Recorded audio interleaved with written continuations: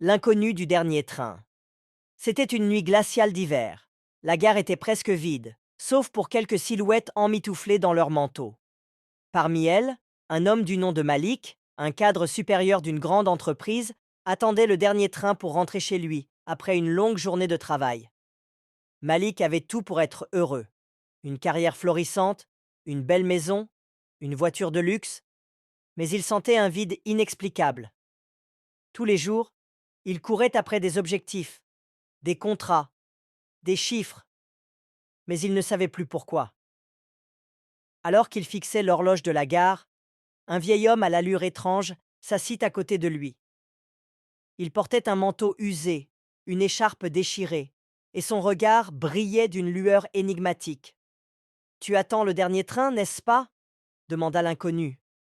Malik acquiesça sans répondre, un peu agacé qu'un inconnu engage la conversation. Tu sais, ce dernier train est particulier.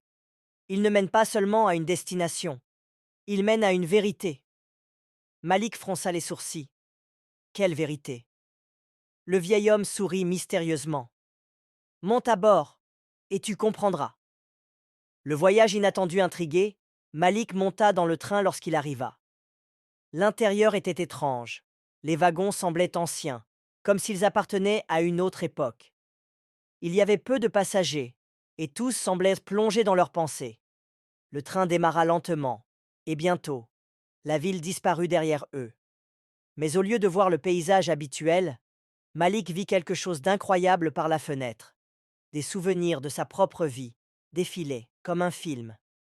Il se vit enfant, courant dans les champs avec son frère.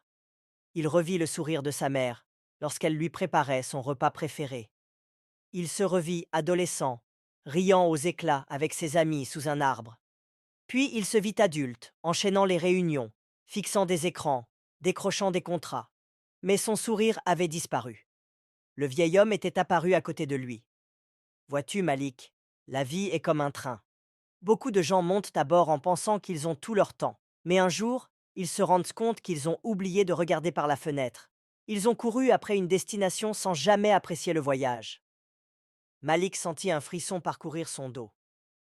Mais j'ai travaillé dur pour réussir. J'ai fait ce qu'il fallait pour assurer mon avenir. Le vieil homme hocha la tête. Et qu'as-tu fait pour ton présent? As-tu savouré un seul jour sans penser au lendemain? As-tu aimé sans compter? As-tu vécu sans attendre? Malik baissa les yeux. Il savait que la réponse était non. Le dernier arrêt. Le train ralentit soudainement. Une voix annonça. Dernier arrêt. Tout le monde descend.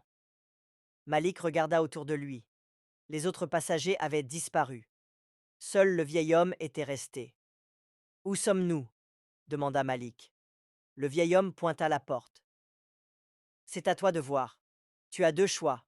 Soit tu continues à vivre comme avant, soit tu descends et tu commences à réellement vivre. Hésitant, Malik s'approcha de la porte et descendit.